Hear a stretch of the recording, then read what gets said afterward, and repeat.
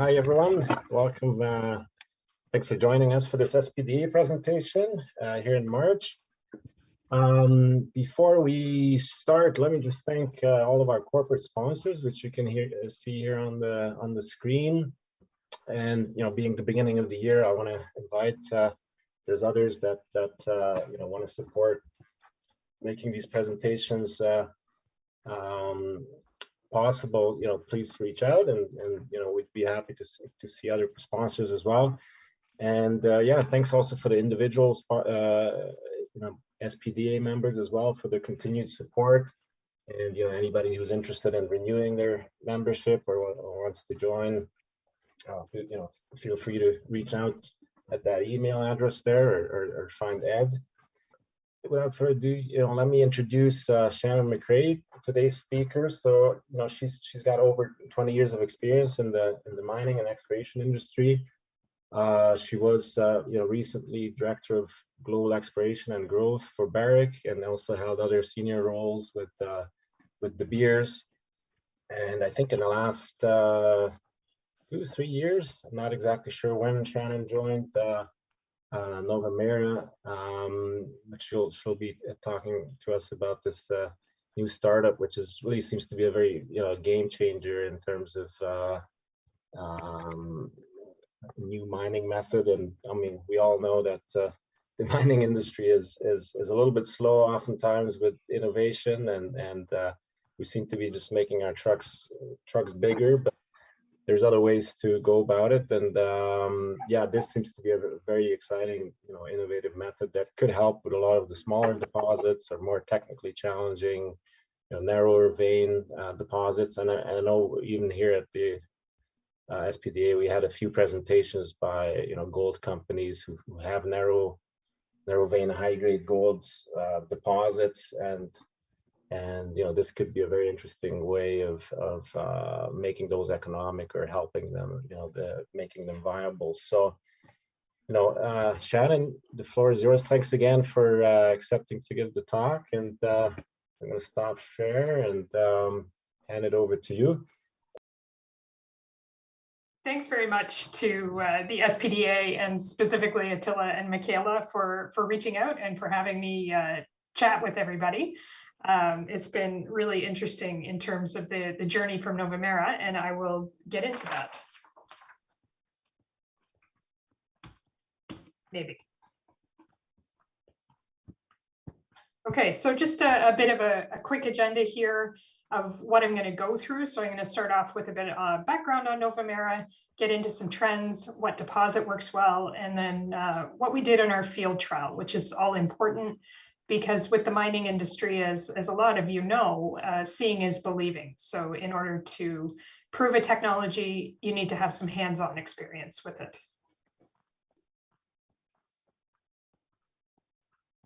So where did we come from? From a lot of energy and hard work that still exists today, for sure, and lots of energy.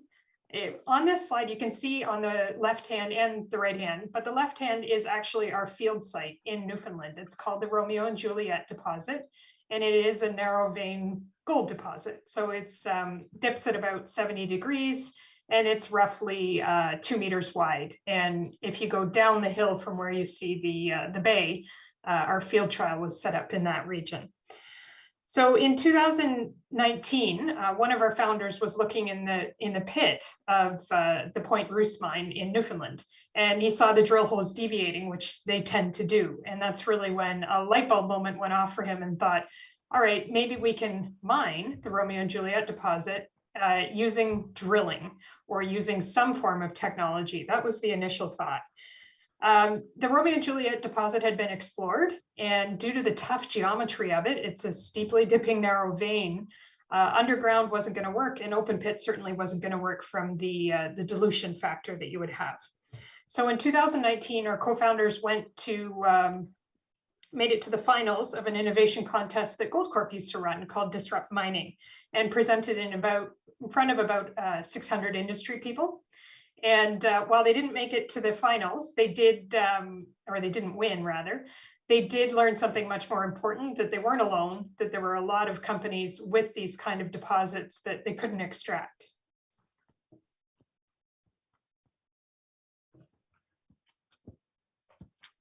So I'm going to back up a bit and just sort of go and look at some industry trends here. So why are we doing this?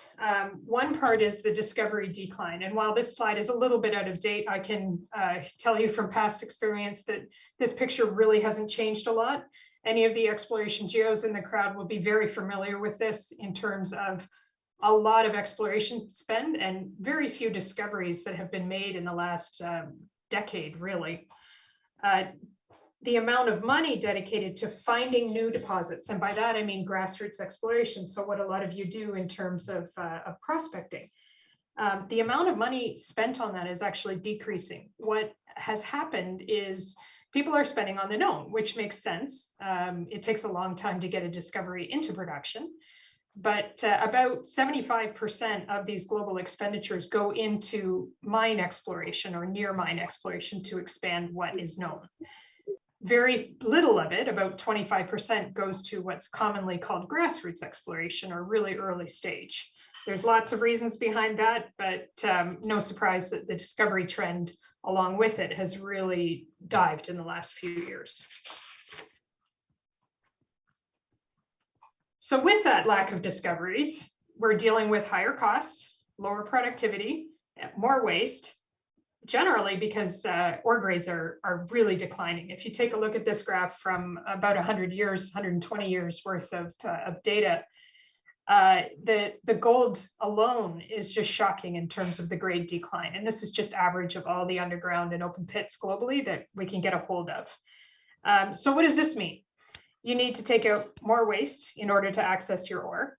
And this is not just a phenomena in the gold and precious metals arena, but future-looking metals such as nickel and copper are also in steep decline in terms of the grade.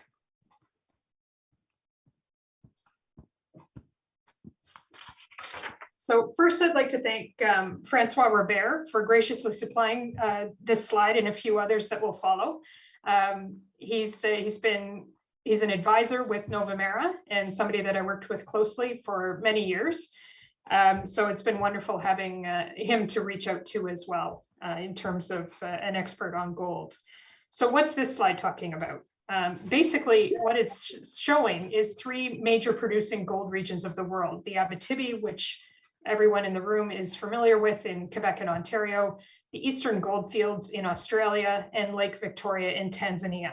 This accounts for a very large bulk of gold mining production globally. So do you find big ones? You can, but they're rare. What you do find is 100 times more small gold deposits worldwide rather than the large ones.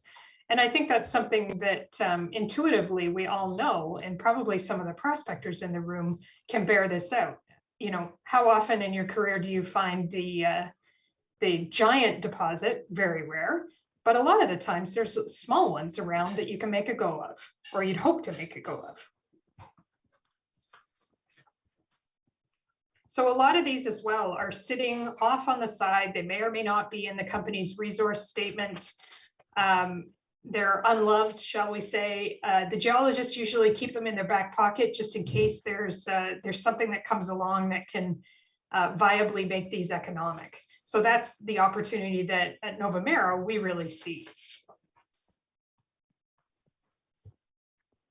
And current methods fail small deposits, as I'm sure a lot of you know. If you are looking at an underground, you need a stack of veins or a sequence of veins with some pretty high grade in order to make that capital expenditure pay off.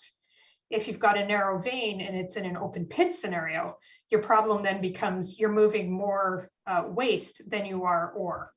And you need a really, really high grade to justify that open pit.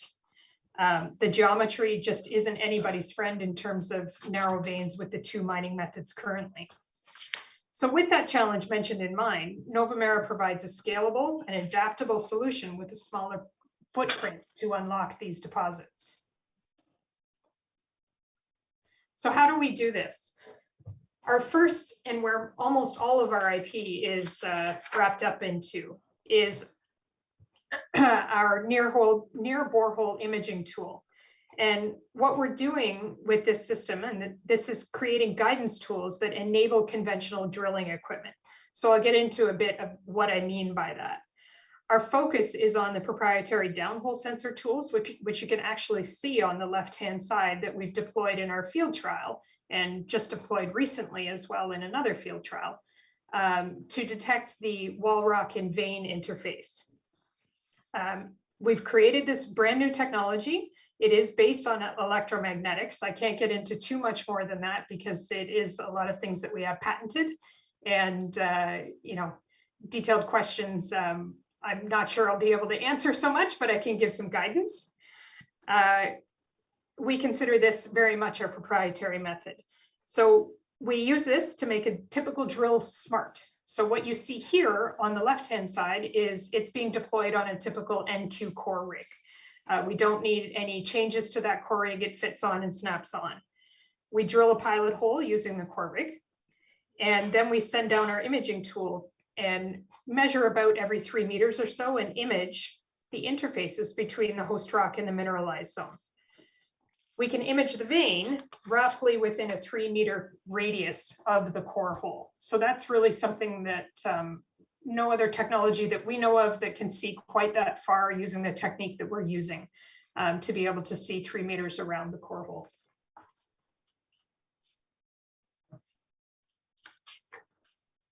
And then our next step in the process, and this is an image of the actual rig on our field trial site in Newfoundland. This is called a pile top drill rig, and these are all third-party provided equipment, but this is set up and this is what we use during our trial. So we've taken the data from the images, which allows us to optimize the trajectory of which way the vein is going, and it's quite detailed. So you can map out where your vein is folding, faulting, that sort of thing. We input all of this information into a 3D mine planning scenario, which we worked with another small company on. And once this process is complete, we use a large diameter rig with anywhere from a 1 to 2.5 meter head or cutting head, bit, as you would know, to bring the cuttings to the surface using reverse circulation airlift. Then we backfill the holes with tails from the processed ore, meaning we're actually reclaiming as we move down the vein, lessening a little bit in terms of the tails, but we can reuse the tails within a concrete paste to backfill the hole as well. So our main version with this is to use our smart technology, turn a conventional rig into a smart rig, minimize waste, have a small footprint, and target the ore specifically. So I'm going to get into a few target deposits. I'm going to do a little bit of geology in here as well. What works with Novamera technology? First and foremost, vein geometry is essential. We like to think of ourselves as much more commodity agnostic in terms of our first version. So anything with a steeply dipping vein geometry, orogenic and epithermal deposits of gold and silver, cobalt, specifically what's known as 5-element veins. So a lot of what you find around Cobalt, Ontario, some types of magmatic nickel, and potentially even lithium pegmatites. So the hard rock version, not the brine versions. And our first generation criteria, we're looking for something that is closer to surface. And by surface, I mean on the land surface or bottom of the pit surface. It could also be the sidewall of a pit. Where you've left something behind because it's just not economic to expand that pit any further, or you've run out of room at the bottom of the pit. Currently uneconomic resources outside of the mine plan, which might just be able to add feed to an existing mill, and vertical ore bodies. So for us, the steeper the better.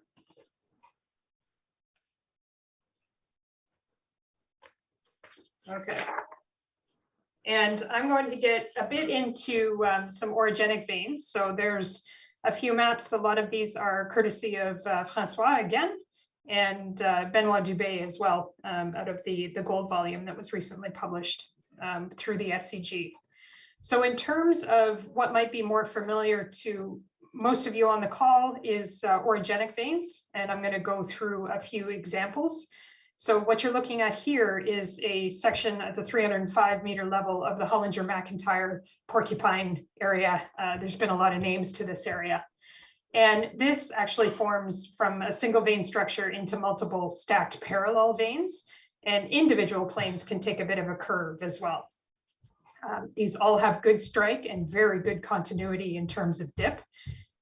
These can run over 1 kilometer in terms of depth. And they are very steep. I think the average at Hollinger is around about, or Hoyle right now is around about 75 with some offsetting veins as well.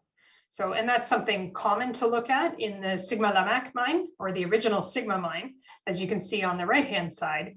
What you will get are these subordinate set of veins. They generally strike or dip around 60 degrees. So they're very different from the original architecture of the steeply dipping vein as well. They may or may not contain gold. Sometimes they provide an uplift, sometimes they don't. And this is what they look like in plan view.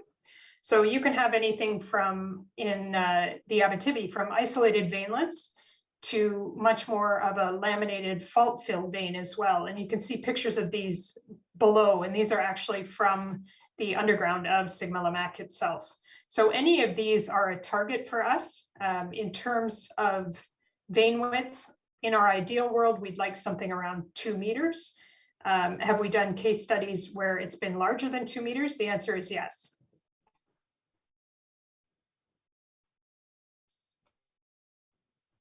And again, the orogenic veins of Sigma Lamaque, and this is just showing you now moving into the cross-sectional view of what that pit originally looked like. So you can see the arrows with the stope on it as to where those stopes would have been, and then the trace of the hanging wall of the vein.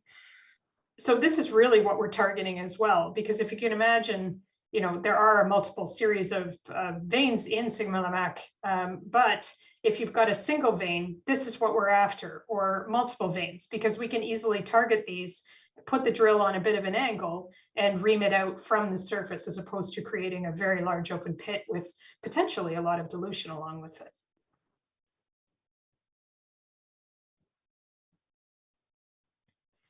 And this one's a really interesting one. This is actually a deposit from Australia. It's called Rayleigh in the Kundana district. And this photo is taken from Gerard Tripp, who is a former colleague, and from his PhD thesis. And then Francois has made a bit of a sketch as to what is Novamera doing and why are we doing this? So Rayleigh is a very high-grade deposit already. That picture you're looking at overall runs about 70 grams per ton in the underground. If you were to sort of cast your imagination, they do about a 3.5 meter wide face in terms of the width that they're mining.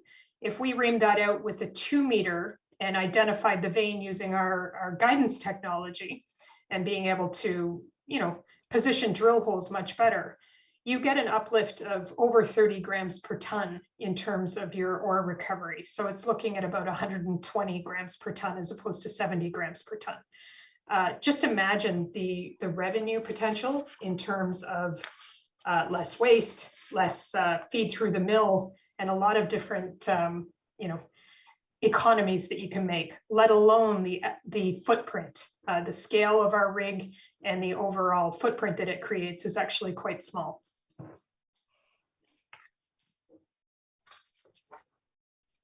And now I'm going to get into a bit of where our field trial site is.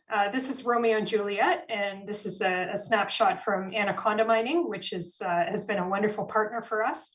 So taking a look at the view of what Romeo and Juliet looks like, it's roughly around 1.5 to 2 meters. It's close to the Pine Cove mine. And again, the dip is steep at 70 degrees and can be up to 2 meters thick.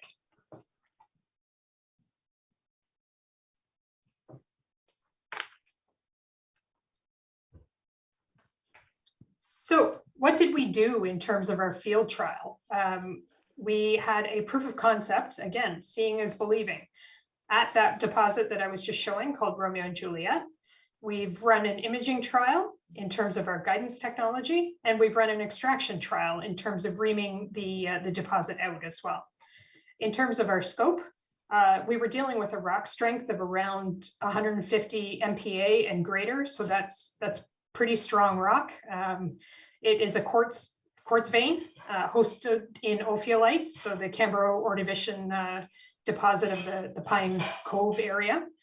And we imaged the vein using guidance technology as well. So I don't have any photos to show you of that. Those are in development and something we like to keep close to ourselves. And we extracted material from 3 holes with a 1 meter cutting edge. We put the drill that you saw on a 60-degree angle, and that has not been done before with these types of drills into this strength of rock. Okay, and here's some of the photos from the field trial. On the left-hand side, you can see the compact nature of the entire setup, including the crane that was moving the rig itself, and in the bottom, you can see some of the typical return that we were getting, along with the cutting head.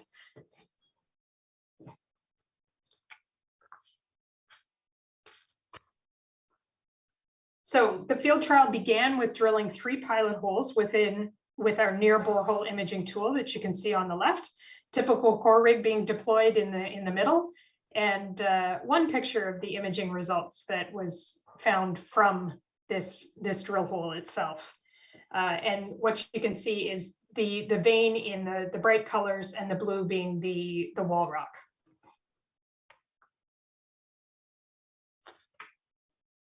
We used all partner supplied commercial rigs. So there was nothing fancy involved. This is a standard NQ core rig. And we actually got what's known as a pile top drill rig with a company named DDC that came over from the Netherlands to help us out. But what we can say is that we drilled out 3 holes, returned from them. Our deepest hole was roughly around 90+ meters. And we were doing this as a proof of concept trial, where the main goal was to test the entire process and gather lots and lots of data to guide us on future tech development and to inform our economic modeling, which we do a lot of.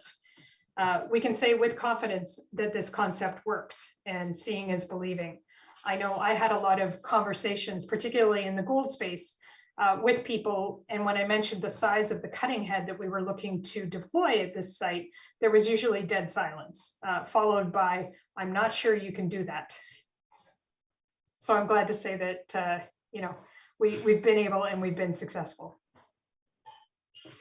So on top of that, we have made drill modifications to the rig itself. We made an entry sleeve, which you can see on the right-hand side, to make sure that that size of the rig is angled at a 60-degree angle and drilled below it. Our bottom hole assembly is a combination of technologies that you can see, a lot coming from the tunneling world, so not your standard button bits that's used in the mining industry to drill out standard NQ core.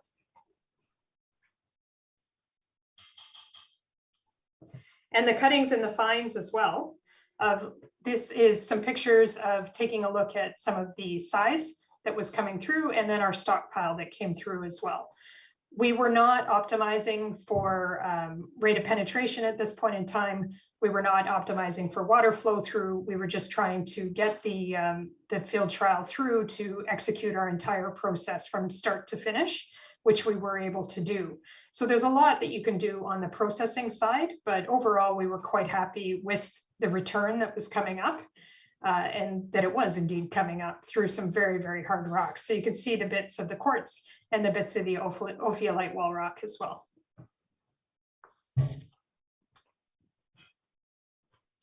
And I'm going to try and hope it works to play a video for everyone. And Attila, if it's not coming through, just stop me and let me know, okay? All right, will do.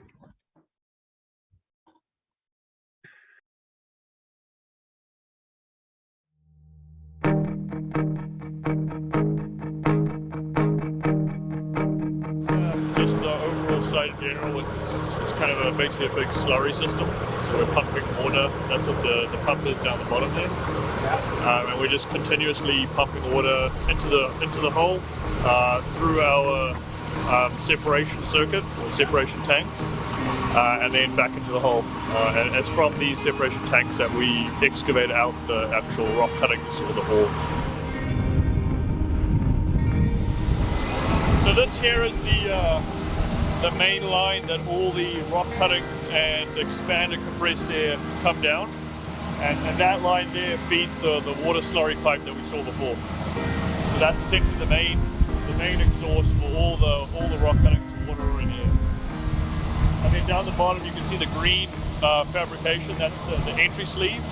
So that's holding the whole drill rig on the 30-degree angle. That positions the whole drill and all the drill string at the exact right angle. Okay, so this is the control panel here, and we're just standing right up on top of the drill rig right now, and this is just, we are able to look down into the actual entry sleeve that we saw earlier, so you can look down and see where the drill pipe enters the entry sleeve.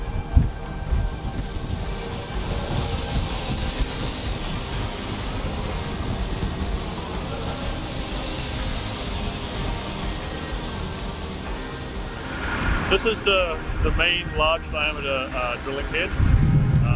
So on it there's a series of disc cutters arranged specifically to cut the full face of the rock, or the hole. Each cutting disc has a sort of three grooves, and as that whole cutting head is forced against the rock face, rock fragments break off between each groove. And that's the basic kind of rock cutting principle. And then for the actual rock removal process, I was just explaining before, so we have using a method called reverse circulation, which is using compressed air. So compressed air is sent down the drill string on the small pipes on the outside of the drill string. The compressed air goes down the hole. It's released through at the drill head. And as soon as that compressed air is released, it expands and it just wants to go up. So as it goes up, it goes into the main main section of the drill pipe, and that just sucks with it all the rock cuttings and all the water, and that's how it gets lifted up.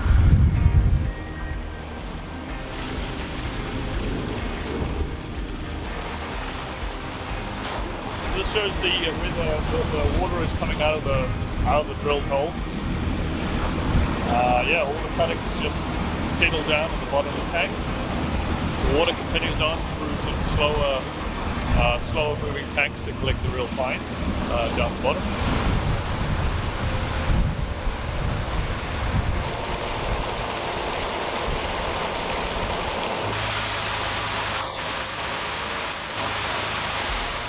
And then from this tank here, just use an excavator to pull out all the ore, the rock cuttings, dump them on the side, and that's the kind of the removal process. It settles by gravity. You just get an excavator, come over the side, and just pull it out. So this is very, very simple, robust kind of separation system.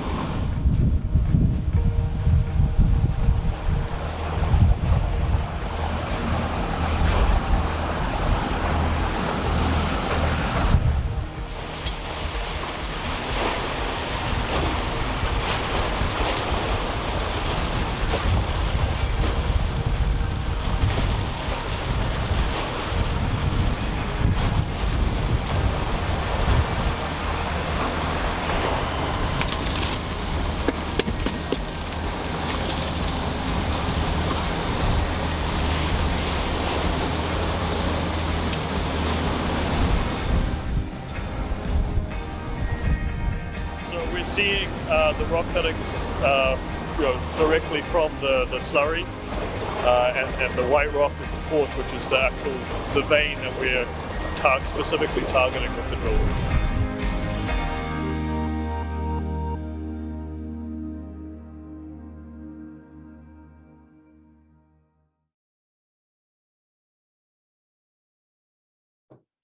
Okay, and just like to pick back up after we've shown you at least the extraction process in terms of sharing some of the case study learnings that we've done, and I'll go into a little more detail about it. We've done case studies on single veins throughout the world, actually, and where the economics become really compelling is where you have multiple veins that could also be accessed on the project. we can optimize for upfront cash flows and thereby maximizing the highest value ore. We have very scalable equipment, so our equipment is indeed mobile, and small mines can be profitable using our technology. And as you saw from our site, it's a very small footprint relative to an open pit or even parts of an underground mine.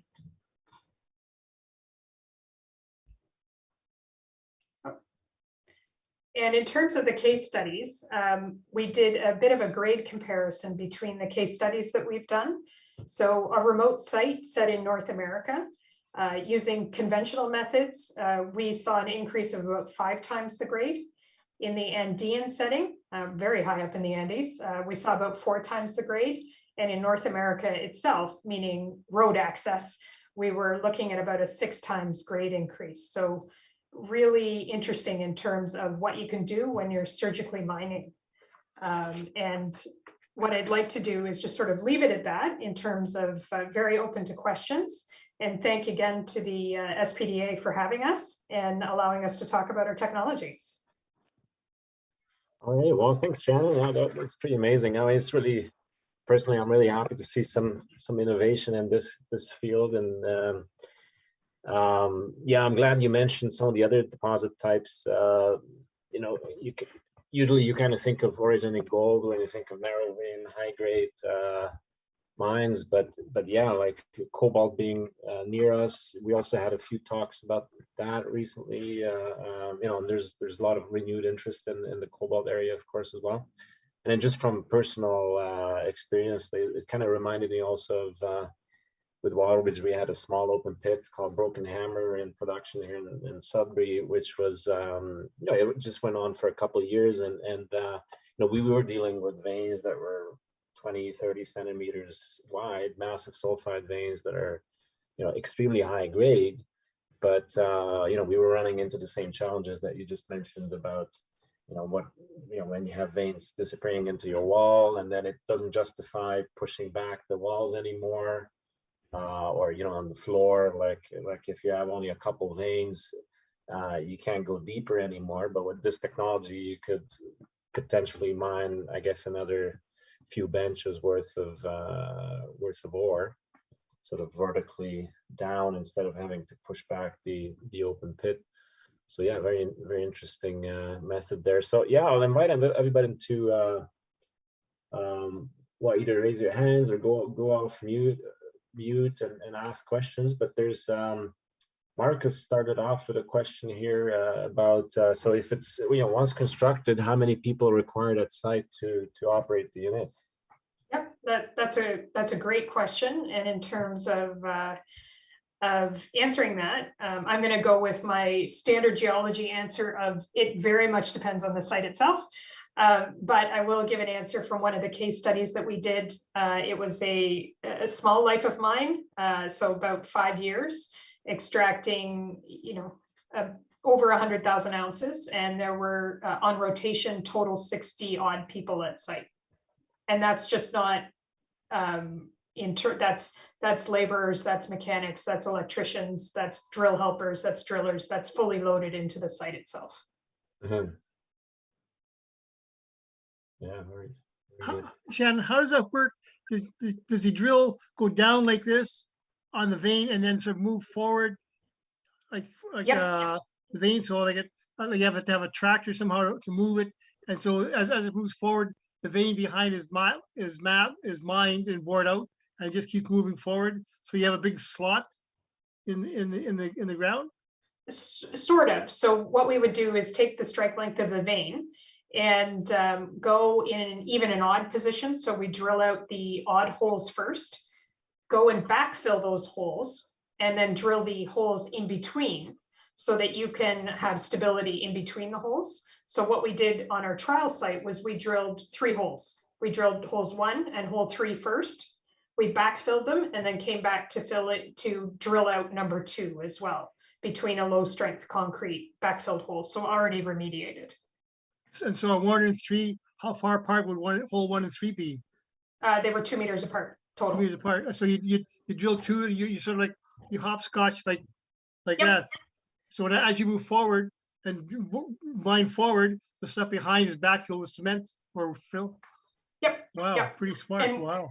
we can have different drill patterns as well. And that's been the really interesting thing of working with this small company as well in terms of the mine planning. We reached out to all the traditional 3D mine planners. They actually couldn't do what we needed them to do. They can do all sorts of fancy stuff, but not just drill holes. So it was an interesting learning exercise, and you can optimize the depth, you can optimize the angle and the azimuth for depending on what you're seeing in the geology of the vein. You said 90 meters. 90 meters. So sorry, would you be able to go beyond 90 meters in the future, you think? Yes. So we just did 90. We were targeting 100, almost got there.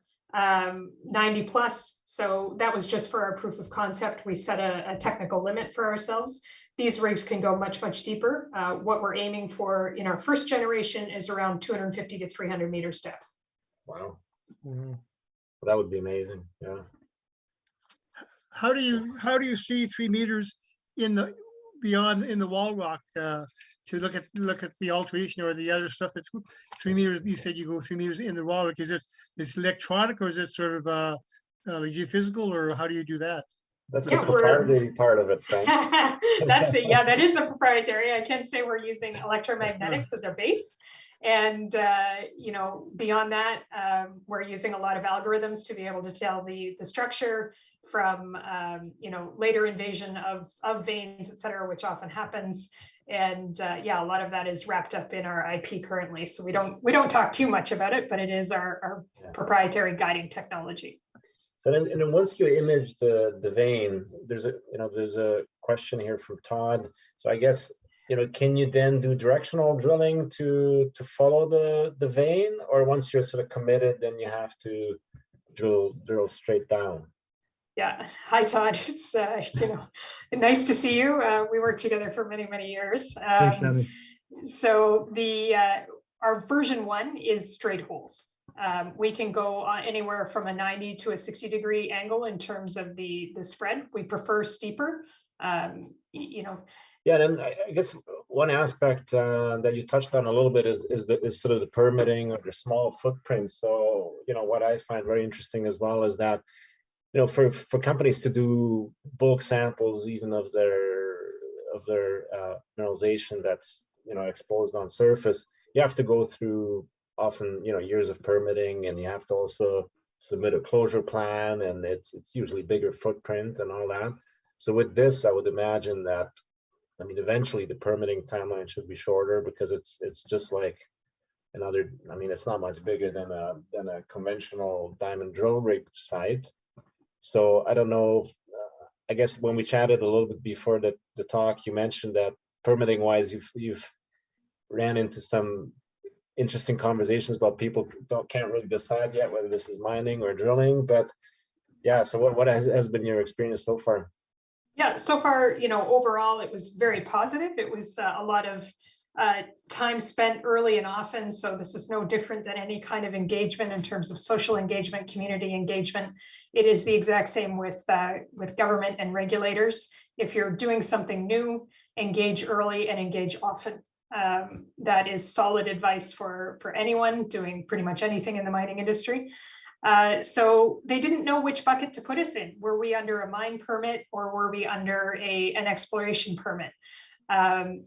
Because we weren't actually in our field trial, we weren't optimizing for grade at all. We were looking to do our proof of concept of using the guidance technology and doing the extraction and making a stockpile. So that was the really confusing part for them, was we fell into an innovation trial. In the end, it was just decided, put it under the mine permit and away we go. More like a bulk sample permit in Ontario, because we were taking out not enough to hit over the bulk sample limits, and there was no new roads being created. And importantly, in Newfoundland, we weren't near a salmon spawning river. Yeah. Yeah. But our CEO, Dustin Angelo, he does engage with regulators and making them aware of us, so that, you know, the hope would be that smaller footprint, it's more acceptable. There's no blasting involved, so you've got a lot less impact overall, and you're remediating as you go. Yeah, absolutely. Yeah. Frank, I think you had another question there. Yeah, Shannon, I had a question regarding your being able to see 3 meters within in the wall rock, your proprietary Yeah. images. And it's kind of a combination of a question and a suggestion. As a prospector, I've always wanted to be able to have the ability to walk in the field and just somehow know if there's outcrop when I'm walking on overburden, if there's outcrop is less than 2 meters of depth, maybe say, and if it's less than 2 meters and I'm in a zone of interest, then it's worthwhile if it's like 5 or 6 feet to dig down and try and check out the outcrop. But the only ways you could do that is if you get some sort of sonic thing where you get a hammer and a sledgehammer and you do that. But there's no quick way of somehow having almost like a beat mat type thing or a system where you could go along, walk along, and determine that depth of outcrops. If it's 10 feet or 5 meters, 20 meters, you don't have to dig. But if it's less than 3 meters, then it's worthwhile digging because it's surprising how quickly you can dig a 6-foot hole to check out the outcrop or what's there. So I'm just wondering that without if that information or your technology works sideways through a drill hole, maybe if on surface it might work down, and if it's less than 6 meters, you could find out the depth of that outcrop because the guys can tell me if it's 20 meters deep or 20, 30 feet deep, but I want to know if it's only 5 or 6 feet deep. So that's my question or suggestion, although you can't answer it. But I think it's a really interesting suggestion, and I would have to take it back to our technical team because my answer is interesting, and I don't know. I don't know if we could do that. There's a couple comments here from Mark coming in. One thing he was saying is Ron Orchard would be smiling. May he rest in peace. Over 30 years ago, he kept going on about being able to mine veins by drilling. There you go. So he would be smiling. And yeah, the question was whether would it work also when drilling under lakes? So if you wanted to see a pile top drill rig, and there's ways to do it, so nothing is insurmountable. It just it will come at a factor of cost usually. But these right now are actually drilling in Lake Ontario for a infrastructure project for Toronto. So this is set up on a barge currently, and they are indeed, sending something down using that pile top drill rig through open water, which I find interesting. Obviously, there's casing or something like that involved. To my mind, winter is always your friend because I prefer ice to open water. Yeah, absolutely. So if you put on your rose-colored glasses, I guess so. And you knew this question is going to come because I think other people have been asking this as well. But so when do you think you can take this technology on the ground as well into the drifts to help with narrow vein mining underground, which of course is also a challenge always? Yeah, and it's something we are actively exploring. I spent a lot of time and our team as well talking with people in the industry. I will say that almost always the question is, do you have an underground solution? And it's something we are actively looking at and wanting to really tease out the pain points of people, meaning what do you mean by the underground? Are you looking at underground extensions of a known vein? Are you looking at something within a drift or that is too small, meaning it's maybe a meter wide, that's a good, very high grade, but just by the time you're done with a 5-meter drift, it's no longer economic, unfortunately.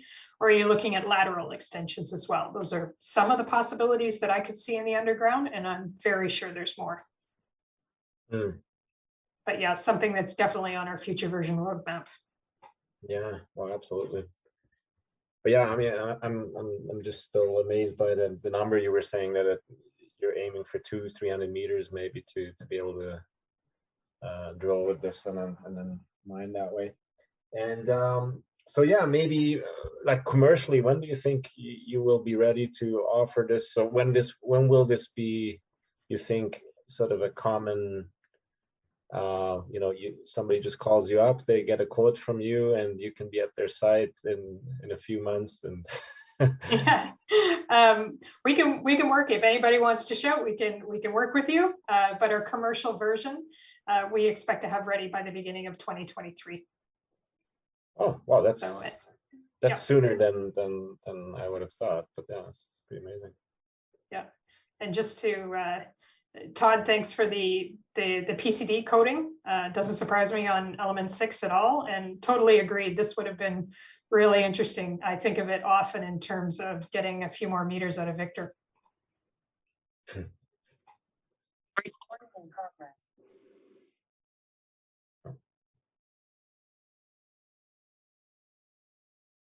Okay, let's see if there's any other questions. Dan seems to be. Dan, did you have a question? Or you just went on mute? You've given me some ideas anyway, Shannon. Always good.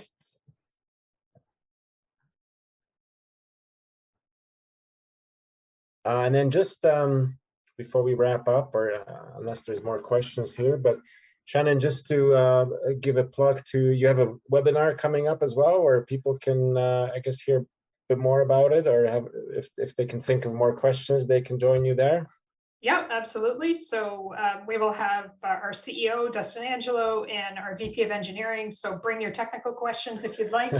It is, I can handle the geology end. It is available on our LinkedIn webpage. If you go on and search up novamera.inc, there is a link to register, or with an association called MSTA. It's actually being hosted by MSTA, which is the Mine Supplier Trade Organization for Canada. They are gratefully being a host for us, so that's fantastic. But again, if you'd like to sign up, the link is on the SPDA, I believe, and then it's also on our Novamera website and our Novamera LinkedIn page. So please feel free to join us. Perfect. And when is that again? Just to March 30th at noon. Yeah. Okay, perfect. Yeah. All right, and then other than that, if people can't make that one, I guess they can get in touch with you if they have, because I know on the call there have been a few, there are a few people from other junior companies that might be interested in getting some of your specs, or maybe set up a field trial or something like that, so they can get in touch with you. Or yep, absolutely. So there is contact information on our website. Please feel free to get a hold of me. Attila has my information. That's no problem. And my information is also available on our website, novamerainc.com. Perfect. All right. If there's no other questions, then yeah, thanks again, Shannon, for joining us. All the best. And yeah, we'll be definitely following this story, and wish you all the best with developing what seems to be a very exciting new technology.